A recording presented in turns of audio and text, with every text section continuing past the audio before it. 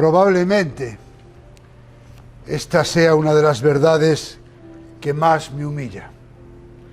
La salvación es del Señor. La salvación es del Señor. No hay nada que usted y yo podamos hacer, porque la salvación es del Señor. Podemos tomar asiento.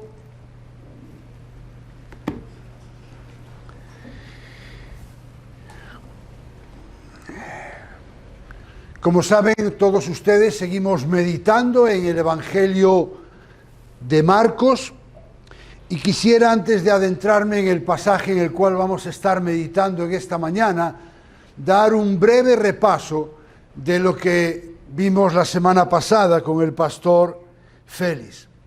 Recordar que el pastor Félix estuvo compartiendo la porción de Marcos capítulo 10, versículos del 13 al 16, bajo el título El Rey y los Niños, donde estuvimos viendo 3 puntos. El primero, la actitud de los padres al llevar a esos niños a Jesús.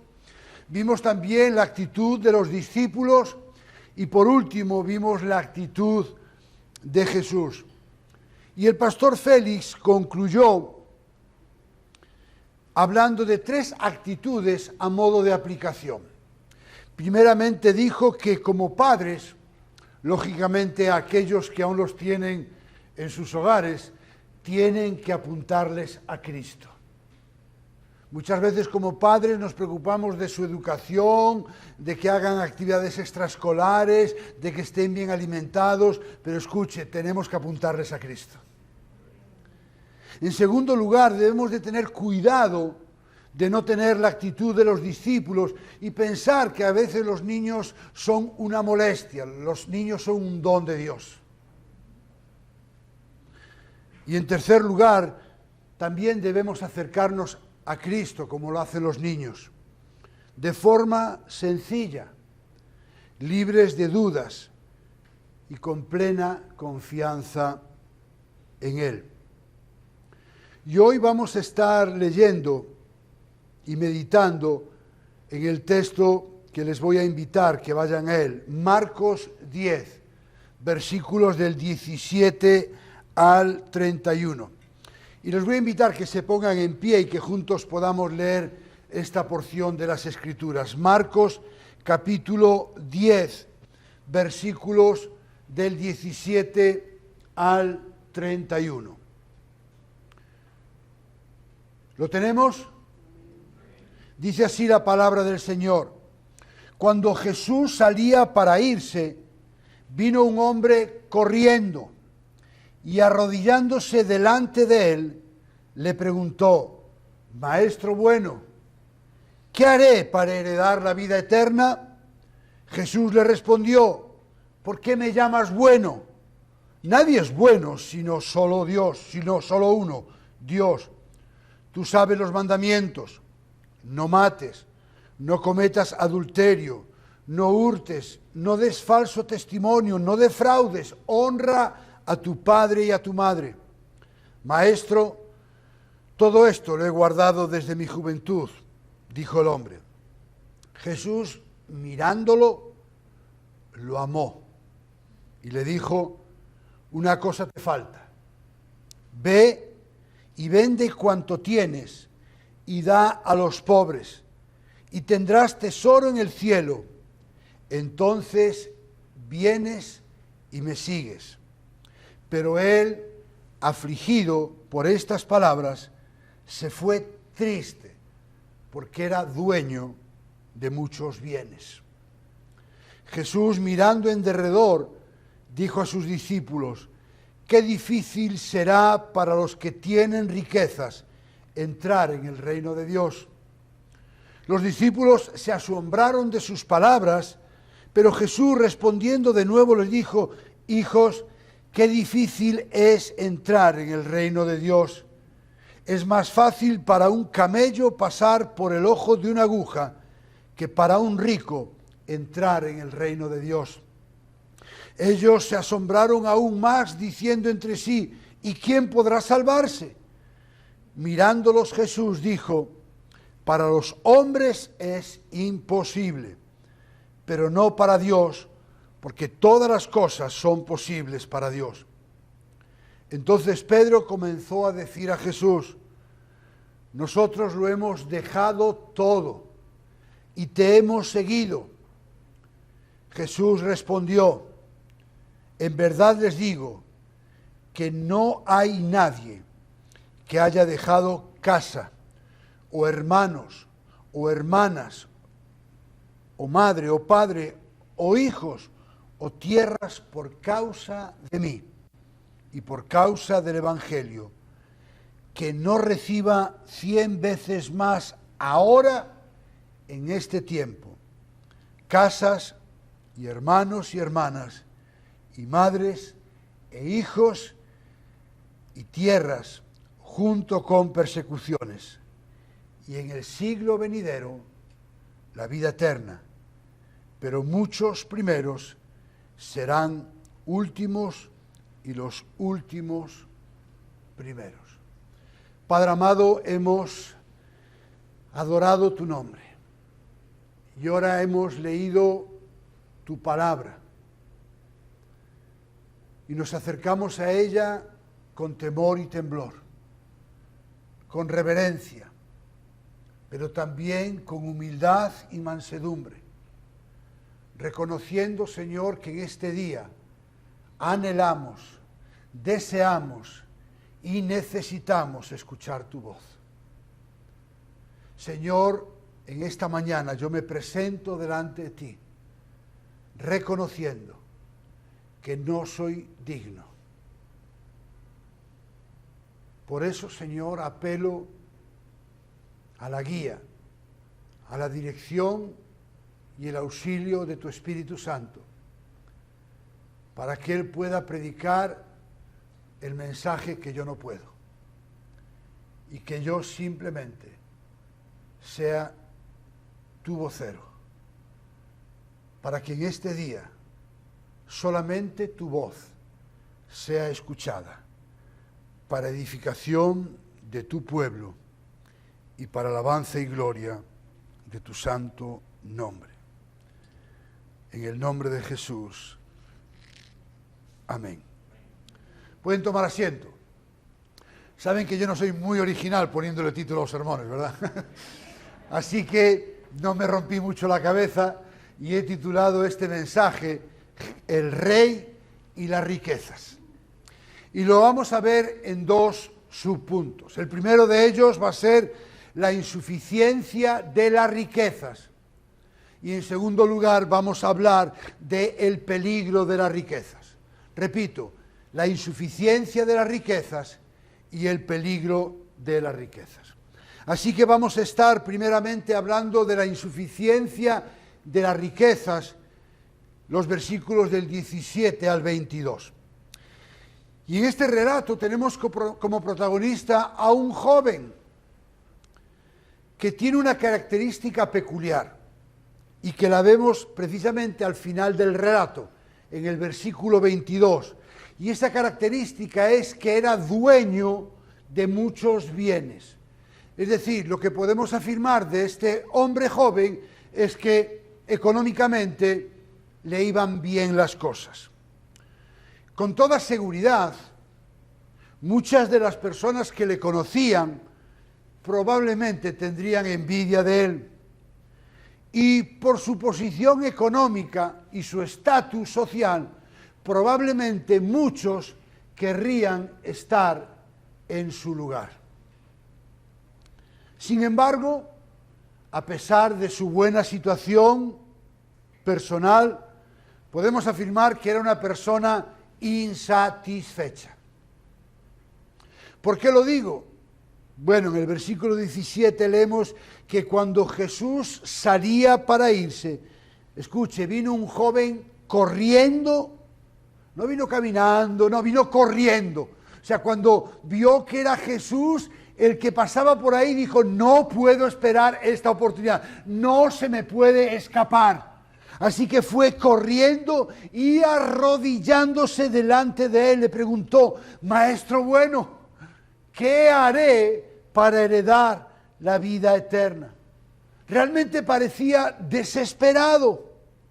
Fue corriendo, ¿por qué? Porque había una urgencia en su vida y acudió a Jesús para que éste le diera la respuesta a su insatisfacción.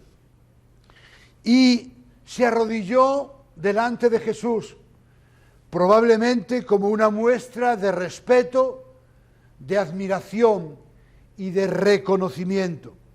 Y no solo digo que fue una muestra de respeto por el hecho de arrodillarse, sino también por las palabras con las que se dirigió a Jesús. Maestro bueno. Y le hace una pregunta que pone de manifiesto, como he dicho antes, su insatisfacción. Es decir, tengo dinero, tengo una buena posición, soy religioso, pero ¿qué tengo que hacer para heredar la vida eterna? Es decir, tengo muchas cosas, pero creo que no tengo lo más importante.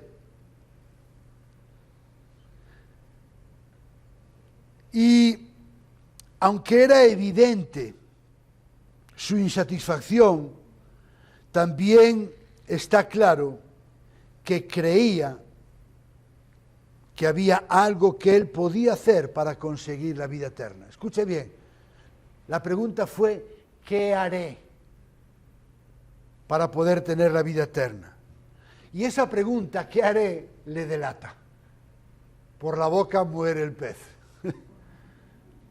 Es decir, dada mi posición privilegiada, dado el dinero que tengo, dado lo religioso que soy, seguro que hay algo que yo puedo hacer para conseguir la vida eterna. Tengo los recursos, tengo la posición y tengo la disposición de hacerlo.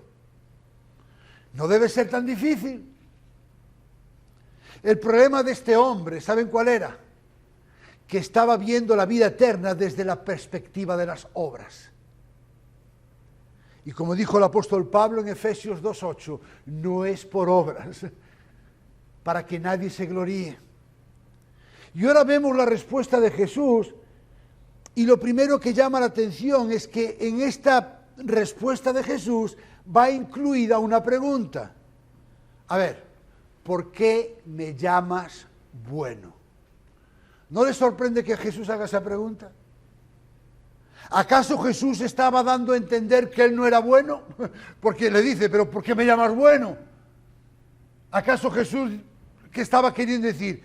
¿Que él no era bueno? No, de ninguna manera. El problema es que este joven estaba observando la bondad en términos humanos. Porque así le ayudaría a creer que también él era bueno. El problema es que eso no se puede sostener con lo que Dios dice en su palabra. Recordemos que no podemos hablar de la bondad en términos humanos, porque el apóstol Pablo escribe a los Romanos capítulo 3, versículo 12, citando precisamente el Salmo 14, versículo 3, y dice, todos se han desviado, a unas se hicieron inútiles, no hay quien haga lo bueno, no hay ni siquiera uno. No hay quien haga lo bueno, no hay ni siquiera uno. Y Jesús le dice, mira, no hay nadie bueno, sino solo Dios. Es decir, la pregunta de Jesús, ¿por qué me llamas bueno?, es para contrarrestar ese concepto que tenía este joven de la bondad en términos humanos. Así que Jesús lo que le hace es redirigir la mirada de este joven para que no vea la bondad en el hombre, sino que la vea en Dios. Y le dice, nadie es bueno, sino solo uno, Dios. Le estaba diciendo que la verdadera bondad proviene de Dios, porque la bondad es uno de sus atributos. Por otro lado, recordemos que la gente, a excepción de los discípulos, no sabían aún que Jesús era el Cristo, el Mesías, el Hijo del Dios viviente. En definitiva, no sabían que Él era Dios hecho hombre. Así que probablemente le estaba enviando alguna señal a este joven. Probablemente le estaba diciendo, ok, tú me identificas como bueno. Solo hay uno bueno, es Dios. Deduce tú. Y después le dice, bueno, tú sabes los mandamientos. No mates, no cometas adulterio, no hurtes, no des falso testimonio, no defraudes, honra a tu padre y a tu madre.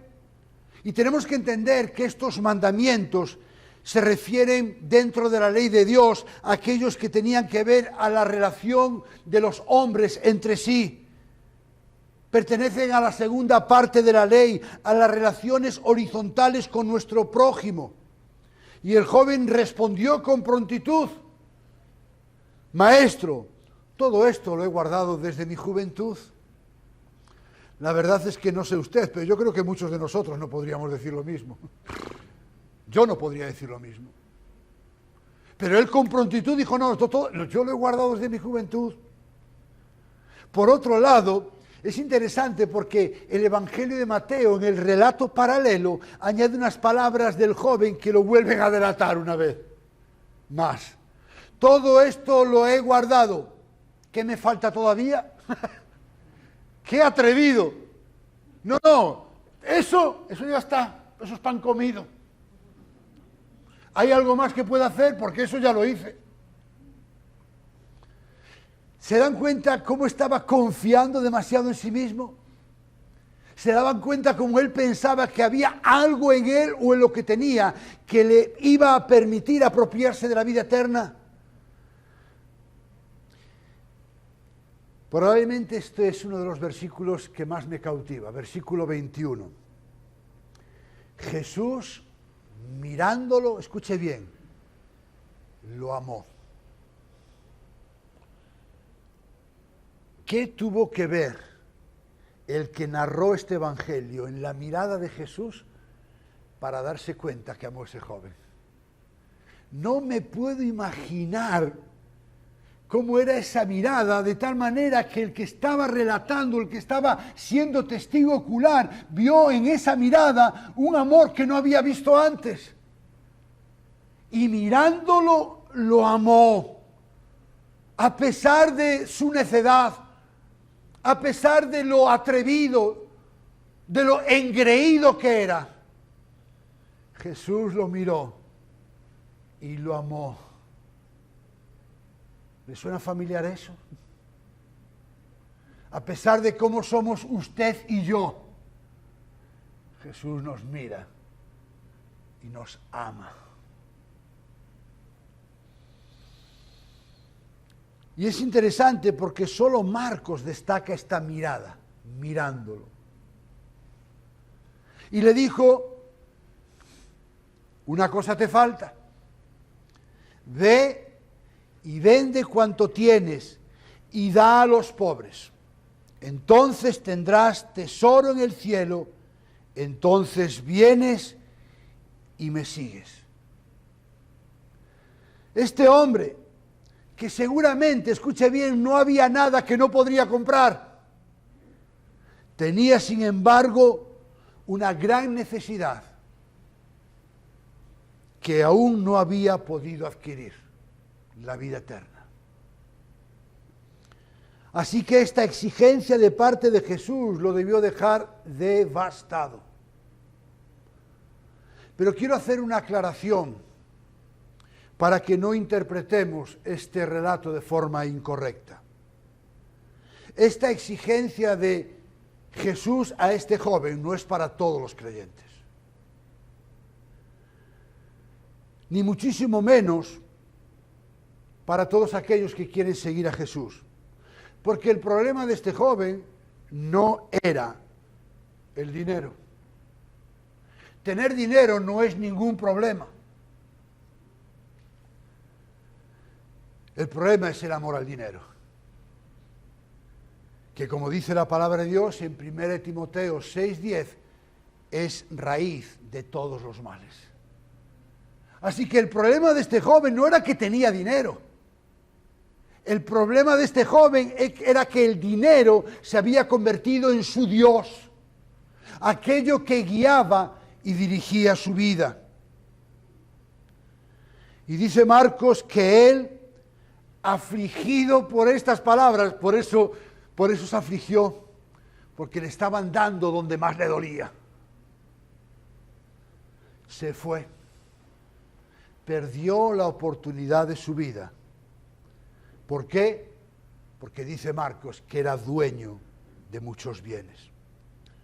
Este joven, que había respetado a su prójimo cumpliendo con los mandamientos de la ley, tenía un amor al dinero y a sí mismo que le llevaba a violar el primer mandamiento de amar a Dios y no tener dioses ajenos. Conclusión, prefirió quedarse con sus propios tesoros en lugar de los tesoros en el cielo que le ofreció Jesús.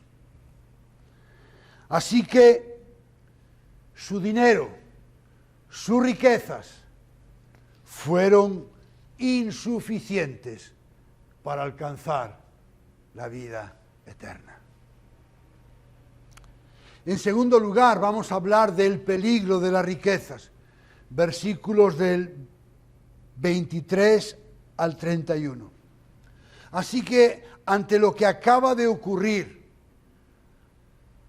un hecho del cual sus discípulos fueron testigos oculares, ahora Jesús lo que hace es dar una aplicación del suceso que esos discípulos acaban de presenciar, y les dice: qué difícil, escuche bien, qué difícil será para los que tienen riquezas entrar en el reino de Dios.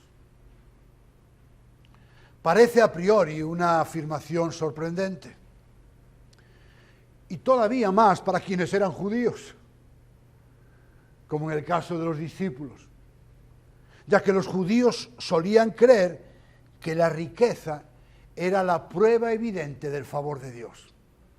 Y de hecho vemos en el Antiguo Testamento como hombres de Dios fueron bendecidos por Él con riquezas materiales. Así que en su mentalidad judía esto no les cuadraba mucho.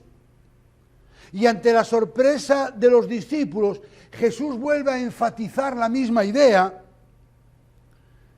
ahora de una manera totalmente más clara.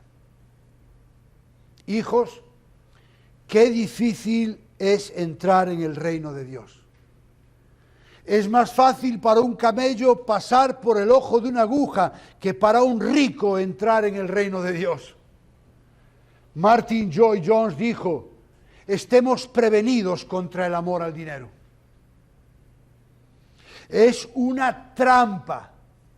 Escuche bien, tanto para el pobre como para el rico. Y quiero hacer esta aclaración: el dinero no es una trampa solamente para el rico, también es para el pobre, para aquel que no tiene dinero pero está obsesionado con tener más. Alguien dijo que el dinero es como el agua del mar, que es salada. Cuantas más bebes, más sed tienes. Y hay gente que es pobre, pero en su mente anhelan tener mucho dinero. No es tanto el tener dinero, dice Martin Lloyd-Jones, sino como el confiar en Él lo que pierde el alma. Oremos para que nos contentemos con las cosas que tenemos. El apóstol Pablo dijo: he aprendido a tener contentamiento. Necesitamos aprender el contentamiento. Una vez leí una afirmación o definición de contentamiento que me encantó, que dice: contentamiento no es tener todo lo que quieres, sino querer todo lo que tienes. Y nos pasamos la vida lamentándonos de lo que no tenemos, en lugar de disfrutar de lo que sí tenemos. Nos volvemos quejicas, quejumbrosos, en lugar de alabar y glorificar a Dios por su provisión diaria. Hermanos, nos sobran motivos para alabar a Dios. Hermano, escuche bien, hay cosas que tenemos cada uno de los que estamos aquí, que hay millones y millones de personas que nunca tendrán ni en los mejores de sus sueños. ¿De qué nos quejamos?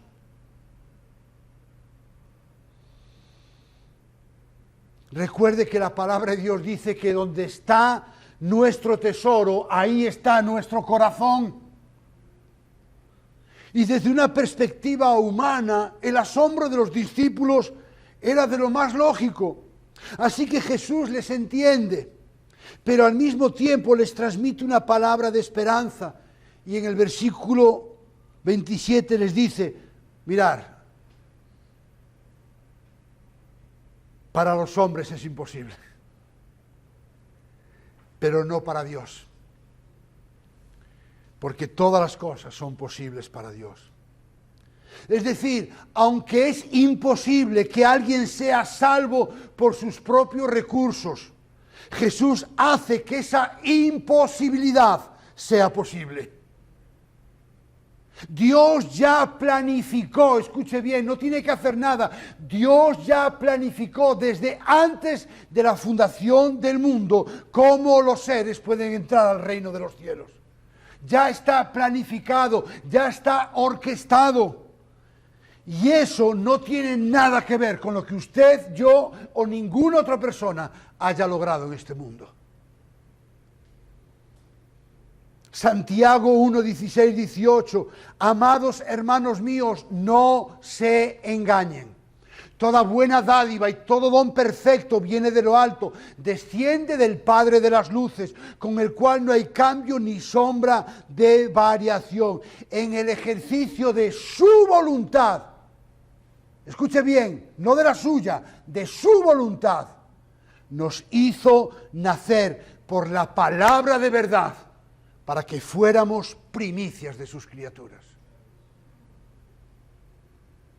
Hemos cantado Salmo 3:8, la salvación es del Señor. Romanos 8:16, así que no depende ni del que quiere, ni del que corre, sino de Dios que tiene misericordia. Bendito sea el nombre del Señor. Y después de esta sacudida, Pedro hace una reflexión. Y es como si le dijera, bueno, a diferencia del joven rico, nosotros lo hemos dejado todo. ¿Hemos hecho lo correcto? ¿Será que hemos hecho algo mal? Y la respuesta de Jesús es categórica. Versículos del 29 al 31. En verdad les digo que no hay nadie que haya dejado casa, o hermanos, o hermanas, o madre, o padre, o hijos, o tierras por causa de mí, por causa del Evangelio, que no reciba 100 veces más ahora, en este tiempo, casas y hermanos y hermanas y madre, e hijos y tierras, junto con persecuciones, y en el siglo venidero, la vida eterna. Pero muchos primeros serán últimos, y los últimos primero. Mire, seguir a Jesús implica renuncias. Posesiones materiales, familia, amigos, tierra. Pero hay recompensas. Y no hay que esperar a la vida eterna. Jesús dijo que hay recompensas aquí y ahora. ¿Cuáles son las recompensas? Casas, hermanos, madres, hijos, tierras. Hace 28 años, perdón, no, 28 años no, sí, 28 años. Mi esposa y yo salimos de nuestra tierra. Es verdad que dejamos tierra, familia, amigos, padre, madre, pero cuando yo miro atrás, puedo afirmar que las promesas de Dios son en Cristo Jesús, sí y amén. Y en cada lugar donde hemos estado, Dios nos ha dado. Recuerdo una ciudad, la primera iglesia donde yo fui pastor, una hermana de 80 años, Trini, me trató como su hijo. Y cada lunes, después del culto, yo iba a casa de ella a tomar café, y cada día me trataba como un hijo. Yo dejé, pero Dios me dio una persona que me trató como si yo fuera su hijo. Y Dios puso en mi camino, en cada lugar donde he estado, personas que me han amado, que me han querido. Y lo que yo pude haber dejado, y mi esposa, gracias por acompañarme en este viaje, no tiene ni punto de comparación con todo lo que Dios nos ha dado.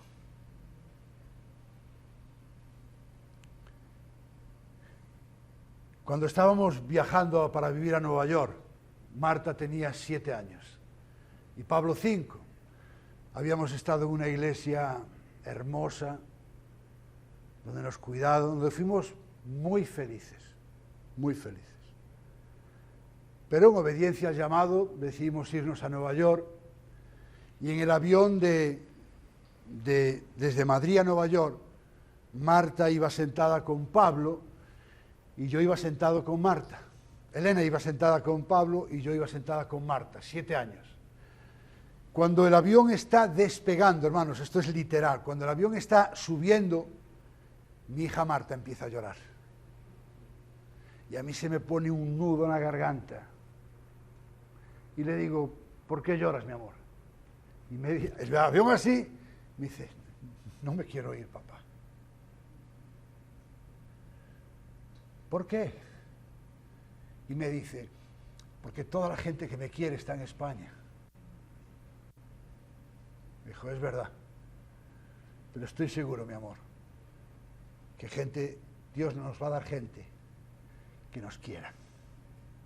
Llegamos en el mes de julio a Nueva York, y cuando llegan las Navidades, nosotros no teníamos familia, pero la iglesia se volcó con nosotros. Y la gente empezó a comprarle regalos a mis hijos para el día de Navidad. Así que cuando el día de Navidad llega y mis hijos se levantan y ven esa sala llena de regalos, mi hija mira para mí y me dice, papá, es verdad, la gente aquí también nos quiere. Claro que sí. Claro que sí. Ese es el Dios en el que hemos creído. No te dejaré ni te desampararé. Y una nota aclaratoria. Jesús dice, cuando habla de las recompensas, dice, junto con persecuciones. Ay, ¿se le habrá escapado esto? Habla de las recompensas, pero habla de las persecuciones. Me encanta que Jesús no dulcifica lo que implica seguirle a Él. Jesús no pasó por alto y les dijo, no, va a haber recompensas, pero cuidado, va a haber persecuciones. Va a haber momentos difíciles. Va a haber momentos complicados. Y dice, y por último, la recompensa más maravillosa. En el siglo venidero, la vida eterna. Y acaba Jesús con estas palabras en el versículo 31. Pero muchos primeros serán últimos. Y los últimos primeros. Lo que Jesús está diciendo aquí es que aquellos considerados por el mundo como poca importancia, poco importantes, lo vil, lo menospreciado, serán los últimos, y aquellos que el mundo relega a la última posición tendrán mayor importancia en el reino de Dios. Conclusión, la palabra de Dios no condena en absoluto la posesión de riquezas, pero sí que habla de la insuficiencia de ellas para alcanzar la vida eterna y de los peligros de ella para vivir vidas que honren y glorifiquen a Dios. Como siempre hacemos en cada mensaje,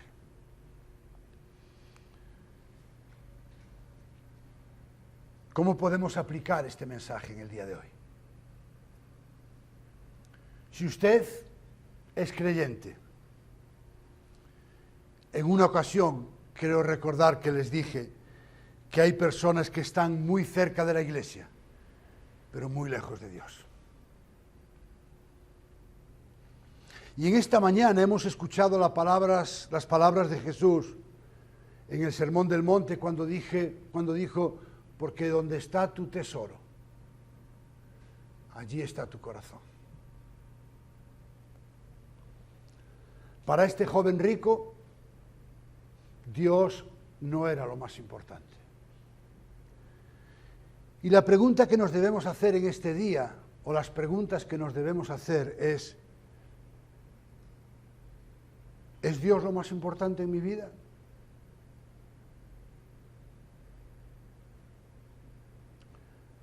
Ahora, ¿cómo podemos identificar si Dios es lo más importante en nuestras vidas? No es por lo que digamos, es por cómo vivamos. Y algunas preguntas que nos van a ayudar a identificar si Dios es lo más importante en mi vida, por ejemplo, sería, ¿cuánto tiempo invierto en mi relación con Dios? ¿Cuánto tiempo invierto en mi relación con Dios orando, leyendo las Escrituras, estudiándola, memorizándola, meditándola y aplicándola?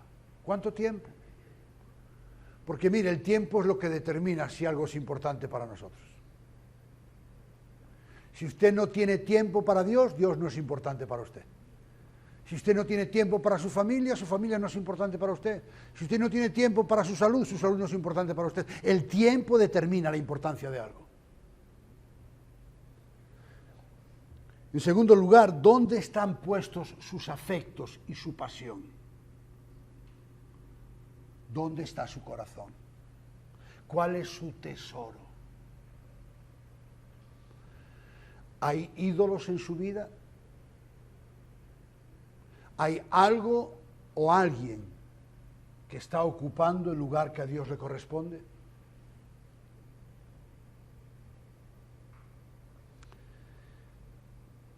¿Es Dios lo prioritario en mi vida? Creo que se lo he dicho en alguna ocasión. Me imagino que cada uno de ustedes tendrá algún hobby, ¿verdad? Yo tengo algún hobby. ¿Cuál es la característica de un hobby? Bueno, también se le llama pasatiempo. Un hobby es algo que hago en mi tiempo libre. Cuando el tiempo me lo permite, entonces llevo a cabo ese hobby. Lamentablemente, para muchos cristianos, Dios es un hobby. Algo que hacen en su tiempo libre. Hacemos todo lo demás y después, si tengo tiempo, le dedico tiempo, y valga la redundancia, a Dios. Así que yo quiero animarle en esta mañana a que juntos podamos contestar estas preguntas. Y a lo mejor pedirle perdón al Señor porque no hemos sido fieles.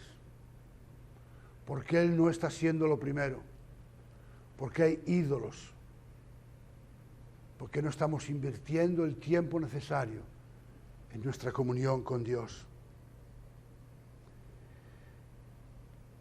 Y sabe una cosa, yo les puedo engañar a ustedes sin ningún problema.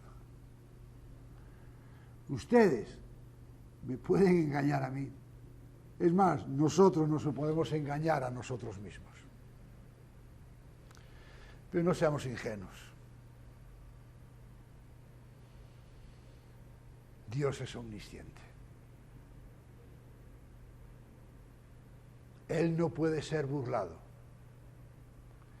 Y Él sabe cuál es el tesoro que hay en su corazón. Dios no puede ser burlado. Así que podemos seguir jugando a la religión. ¿O realmente nos paramos en el día de hoy? Doblamos nuestras rodillas y confesamos nuestro pecado. Si usted no es creyente, bien está aquí, o a lo mejor nos va a ver por medio de las redes sociales. Si usted está aquí o nos está viendo o nos va a ver, puedo deducir que por lo menos usted es una persona religiosa. Es una persona que tiene ciertas inquietudes religiosas. Es probable incluso que usted intente vivir de una manera ordenada y que sus actos a los ojos de los demás sean dignos de admirar. Y con toda seguridad, incluso puede que usted tenga un código de ética y conducta que esté incluso de acuerdo a los parámetros que Dios establece en su palabra, como el joven rico. ¿Se acuerda cuál era el problema de este joven? Creía que podía ganarse el favor de Dios con lo que él podía hacer o conseguir. Pero no hay nada que nosotros podamos hacer para conseguir la vida eterna. No hay nada que usted pueda hacer para conseguir la vida eterna. La salvación, escuche bien, la salvación no procederá de lo que los hombres hagan, aunque sea para Dios. La salvación viene de lo que Dios hizo por ellos. ¿Sabe cómo se llama eso? Evangelio. Las buenas nuevas de salvación. Que ese Dios santo y justo, todopoderoso, omnisciente y omnipresente, hizo al hombre a su imagen y semejanza. Ese hombre hecho a imagen y semejanza a Dios, pecó contra su Dios. Y eso trajo como consecuencia el pecado. Separación de Dios. Dios envió a su Hijo, a su único Hijo, a morir en una cruz por esos pecados. Y el hombre y la mujer responden con arrepentimiento y fe. Creo que cada domingo que estamos estudiando Marcos, yo vuelvo al capítulo 1, versículo 15. Las primeras palabras registradas de Jesús: el tiempo se ha cumplido. El reino de los cielos se ha acercado. Arrepentíos y creed en el Evangelio. Arrepentíos.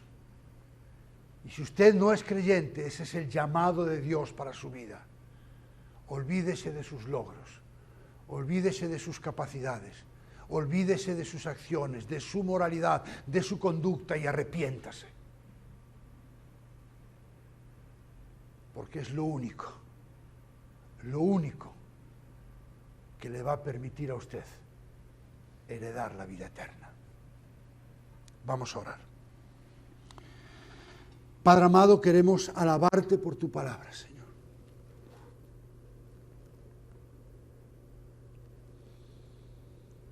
Perdónanos, Señor, por la idolatría. Perdónanos, Señor, por haber puesto a otras cosas y a otras personas en el lugar que solo a ti te corresponde. Gracias, Señor, porque entendemos que las riquezas son insuficientes para alcanzar la vida eterna, que las riquezas son un obstáculo para alcanzar la vida eterna. Por eso, Señor, ayúdanos a desprendernos de todo aquello que está ocupando tu lugar. Y si hay alguna persona, Señor, en este lugar, o que nos está viendo por las redes sociales, yo te pido que tu Espíritu Santo traiga convicción de pecado, que pueda arrepentirse de dicho pecado, que pueda depositar su fe en Jesús como su Señor y como su Salvador, porque sólo así heredará la vida eterna. Señor, que tu palabra que ha sido predicada pueda ser atesorada en nuestros corazones y que ella cumpla en cada uno de nosotros el propósito por el cual ha sido predicada. Y que toda la gloria, toda la honra y todo el honor sean solamente para ti. En el nombre de Jesús.